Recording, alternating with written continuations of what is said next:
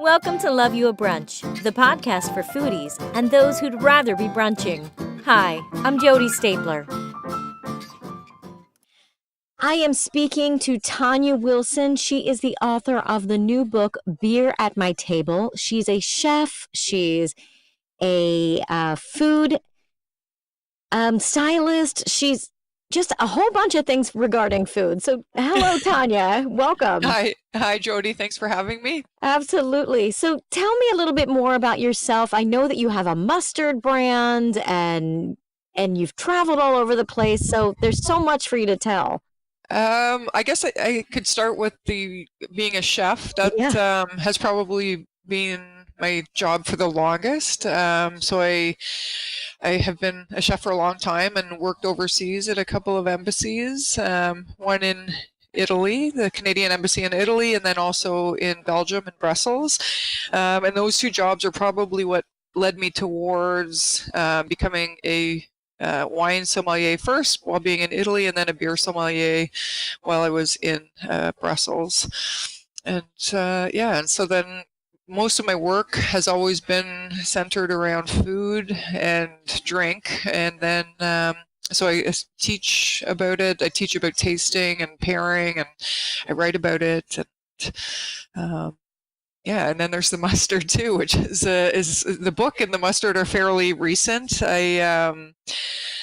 The last 2 years, I'd say, I've been putting the time in to get both of those things accomplished, and they are now done. And I'm just sort of enjoying having them be done and seeing where they will lead.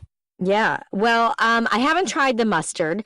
And that we'll have to change that and get you some. Right. Say the name for me because I'm not even going to attempt it.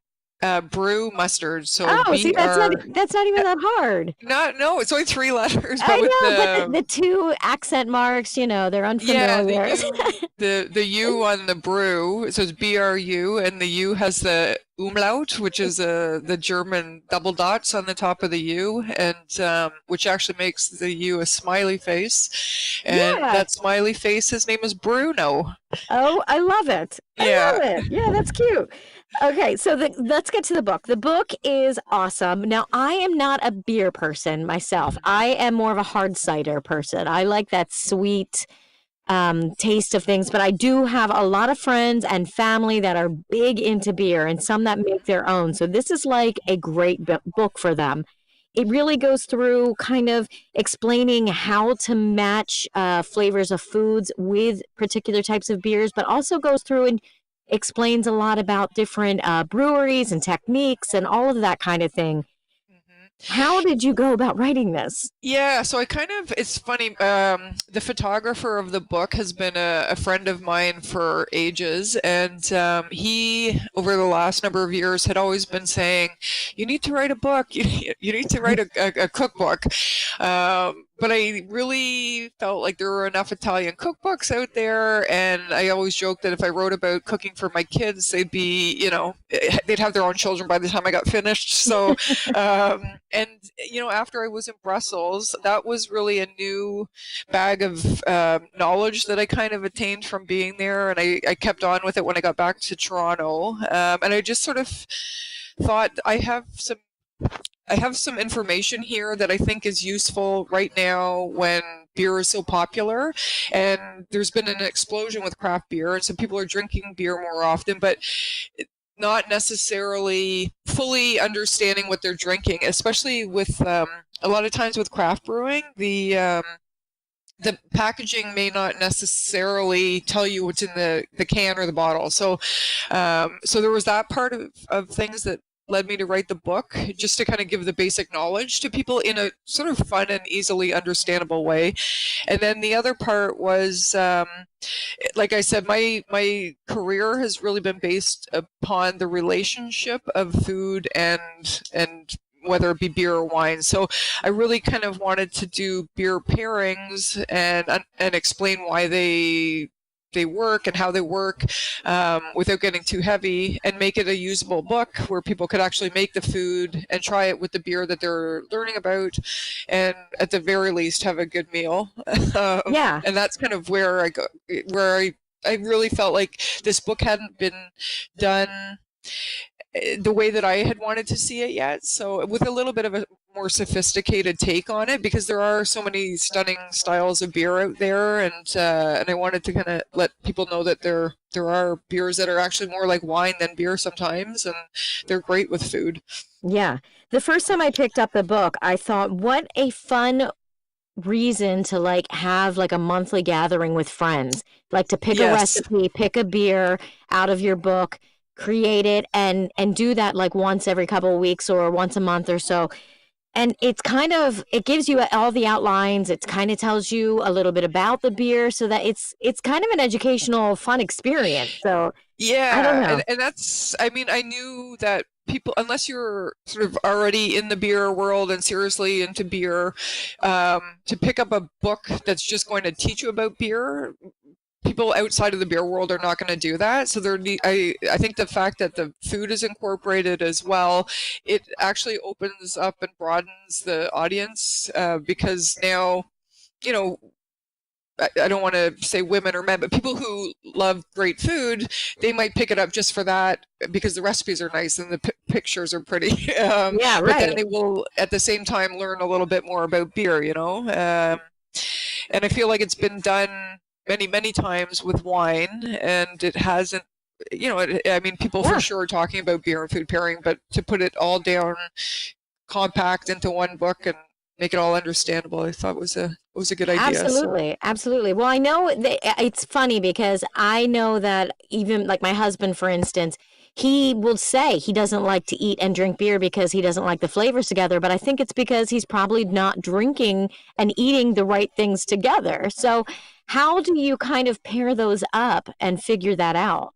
Yeah, you know, it's funny. I have to agree with your husband, on some fronts. Like, it's funny, when I lived in Italy, when you go out to a pizzeria, people drink beer with their pizza, which is it's a cultural thing. Whereas I would order wine, but the Italians wouldn't order. They wouldn't really. The majority, let's say, wouldn't have wine with their pizza. It's just more common to have a beer. And I always kind of thought, oh, a beer in pizza. I know it sounds so Yeah, like, it's a classic kind of, but I always feel a little bit more like, oh, wine's a bit lighter. Like the idea of kind of, they always call beer bread in a glass. So like bread and bread, it right. seems a bit much kind of. So I get where your husband's coming from.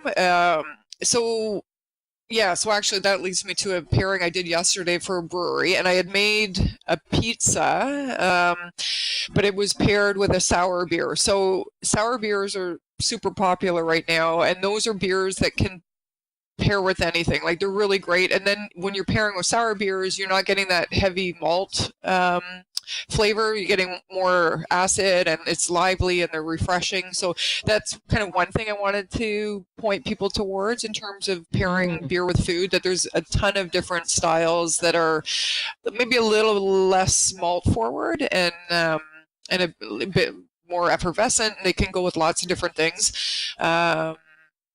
Yeah, so that pairing yesterday actually was a sour beer that had been brewed, and sort of infused with the flavors and tannins of Cab Franc grape skins. mm, So that actually had, leaning a little bit towards wine just in the flavors in the beer, but the pizza itself had, I put red grapes on it and sliced red plums and blue cheese and some radicchio. So it kind of, you can do pizza and beer. And that was like so yeah. far from the It, classic combo though.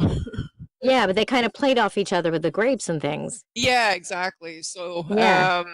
yeah, like, I mean, for sure having, the a nice a nice lager and some nachos, that makes me super happy too. And I like all the simpler pairings, but I just wanted to show that, Right. hey, there's a little bit more than what everybody kind of knows. Right, right. Now, does the shape of the glass make a difference? I know with wine and champagnes and things like that, they always say about the shape of the glass. Um, does it have the same thing with beer? It does. So basically, whether it's wine or beer, if there's a glass that's sort of designed for that style and a classic for that style, it's it's usually for a certain technical reason, whether it's trying to keep the effervescence in the glass, or something like an imperial stout, which is really high in alcohol and really viscous and heavy, that usually goes in a bigger a broader glass that has a bigger opening at the top to sort of let some of those volatile aromas escape from the glass. Just almost like if you had a really heavy red wine, you wouldn't want to keep that closed up. You'd want to decant it and let it start to mellow out a little bit. Plus, the higher alcohol beers tend to get served in a smaller glass because you don't necessarily want to have a whole full stein of it. So yeah, right. Yeah, so I would say, and also the other thing is that I feel like it's more so in wine, but the shape of the glass will send the beer to a certain point on your mouth, on your tongue, and your tongue picks up different taste sensations. So sometimes glasses are designed to send, if it's a really highly acidic wine, it may not go into a glass that sends the wine right to where your acid taste buds are. But having said that, people think there's always been this sort of taste bud map that we all kind of learned in grade 6 or whenever it was, and it's kind of been proven that that's not actually the case. They're not all lined up perfectly at the side of your tongue and at the back, and they're all sort of scattered a little bit more. Right. So yes, I think there's a place for glasses, but I think the bigger thing with glasses is that they're clean. That's something that can really affect beer if it's not a clean glass. And now you talk about in the book your informal evaluation of a beer, and what do you suggest people do when they're trying? Like, I know we have a couple restaurants around here where you can sit and get like a sampler of like 8 different beers and try which ones you like best. How would you suggest they go about like testing them and really figuring it out? And how can you change that taste between each beer? Well, how can you change it on your? Yeah, I mean, like you drink one and then you pick up the next one. Aren't you still tasting some of the other one? Yeah, so for sure you want to go with the lightest style to the heavier style, so that because if you have heavier before light, then when you go to have the light, you won't really even taste it. So the other thing is that you can have a sip of water, kind of rinse your mouth out with that. Some people have a cracker or something neutral, like a piece of bread, just to kind of sop up any leftover residual flavors from the beer before. I would say, like, ideally, you might want to just do 4, maybe 5 beers so that you don't get too confused. Like, sometimes it's more of a social thing. It's just like, this is fun. Yeah. But if you're doing it really to kind of pay attention and dig in and really kind of understand what a beer is about, just set 4 beers up. Also, ideally, you would want to pour, then kind of analyze, then pour and analyze, rather than pour them all, because while you're looking at the first one, the fourth one, it's changing, right? Like its head is starting to deplete, and you're not getting a full read on what the beer is actually kind of capable of, I guess. Right. So even though those things look cool when they bring out all poured 8 glasses of different colored beers and things like that, it's really not the best way to taste them. Yeah, but it's still super fun, right? So I never would want to poo-poo on that idea. But if you're doing it really because you want to learn about, and I would also say, like, that's a great way to get to know a restaurant or a brewery's beers that they have. Like, if it's a brew pub and they brew their own beer, it's a great way to quickly get to know what their style is, kind of, if they've, you do a flight of 4 or 5 of their beers. But if you're trying to learn, I would actually probably do that at home, and I would get maybe 2 or 3 of the same style of beer and pour those beside each other, and then you can recognize the similarities in those 3 beers are what you're going to be looking for. Like, say it's Hefeweizen, which is a German beer. If you put 3 of those beside each other, you're going to realize, oh, they all smell like cloves a little bit and a bit of banana, and that's a typical aroma for a Hefeweizen, because it's German yeast and it kind of delivers those aromas. So if they're all lined up side by side, you can see how they differ, but you can see the one thread that's through them that is the defining characteristic, sort of. So, and it's the same with wine, actually. Like, if you're really trying to learn about wine, I always kind of suggest maybe pour a glass of Cabernet Sauvignon from Chile and one from California, and you'll see that there's a big difference in where it was grown and the climate, but you can still see the tendencies of that grape, right? Which is, Right. yeah. And beer is Interesting. easy to kind of taste and learn about because it's also less expensive. It comes in smaller bottles, so you don't have to invest as much financially. But also, if you open, 2 bottles of wine and you're the only one tasting them, then you feel obligated to keep tasting. You shouldn't probably Right. have 2 bottles of wine, but yeah. So I Yeah. feel like beer's kind of an easy one to, you go into your local store and pick up a couple of IPAs, and right there you've got a little mini tasting. Right.